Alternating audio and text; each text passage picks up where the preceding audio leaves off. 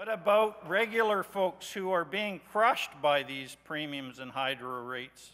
And on it goes. Not one word in the budget speech that will really help to make things better for regular people in the Cowichan Valley. What about the people struggling on minimum wage or disability benefits, or the unemployed or underemployed? They tell me they are struggling just to pay rent and food and hydro, and yet the costs keep going up. You know, I spoke to a fellow, and I think more MLAs need to do this. If you're not doing it, you need to be doing it.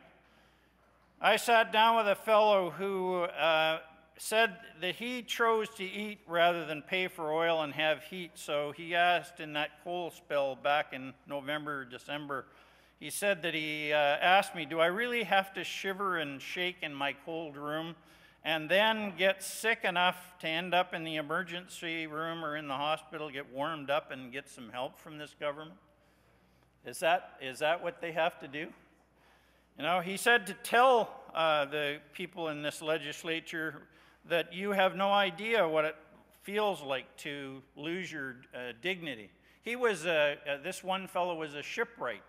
He had good employment until he had the disability that now has him living on $906 a month.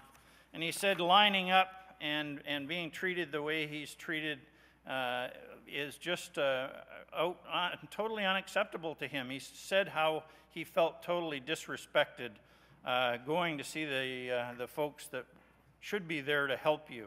And as people with disabilities age, they are finding it tougher and tougher to survive. Why in this land of plenty does the government treat folks who are living on disability this way? I wonder out loud, Honourable Speaker, really, do the Liberals tell people in their constituency who are struggling on a disability pension, do you really tell them about your wonderful jobs program, or do you tell them that the corporate tax breaks will trickle down soon, or do you tell them that the LNG windfall, it's going to be good days ahead? Good days ahead, Honourable Speaker, when the LNG Prosperity Fund is full and when the billions and trillions are there, then it'll be good times then. Is that the story, Honourable Speaker? Is that really the story, that it'll be good times then? Honourable Speaker, I sure hope that we in British Columbia can do a better job of treating our poor, our folks living in disability. It definitely breaks my heart to listen to them, to hear their stories, to have a little lady come into my office and tell me about her husband is now sick and her trailer is falling down around them. She doesn't know what she's going to do, and they're living on a disability pension.